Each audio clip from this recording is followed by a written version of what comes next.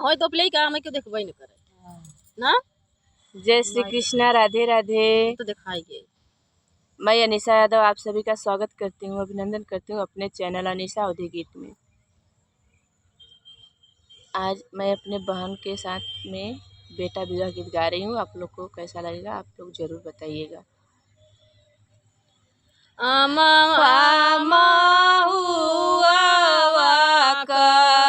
शीतल छाहिया बबुरे का छाहिया गंभीर अमवा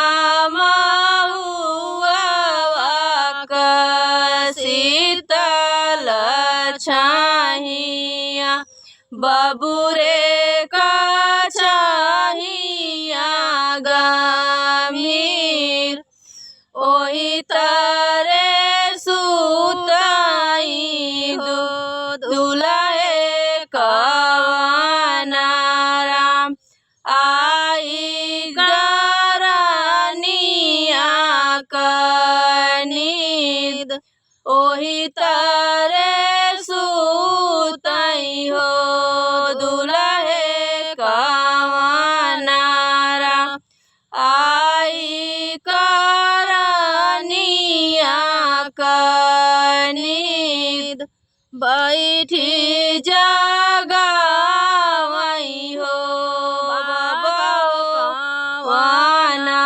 राम उठ बेटा भाई बनो सर बैठी जगावई हो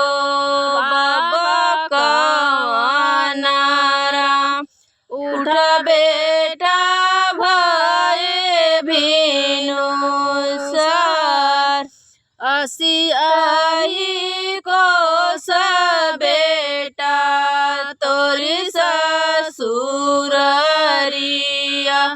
बियाहन चला बड़े भोर असियाही को बेटा तोरी ससुररिया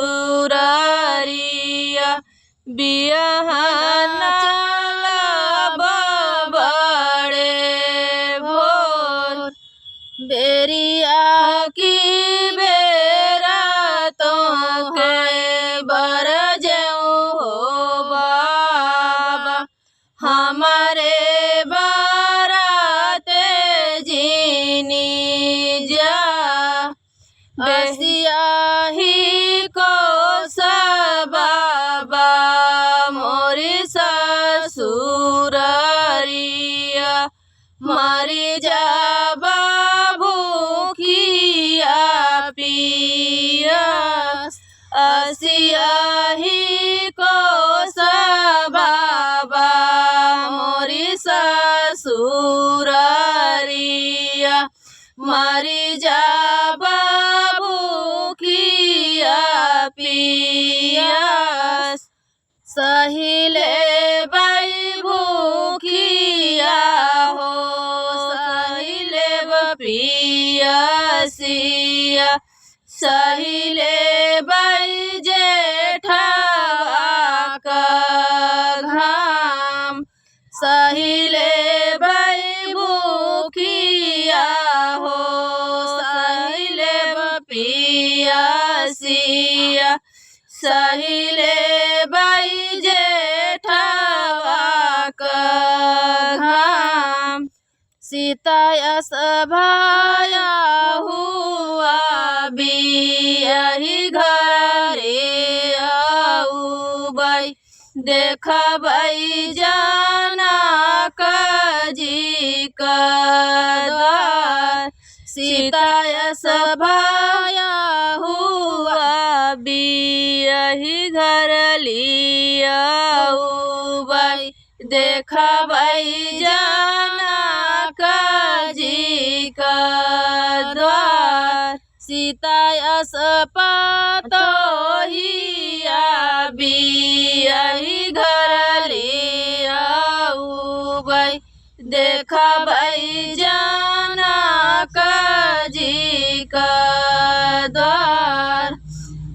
महुआ का शीतल छाहिया बाबू रे का छाहिया गा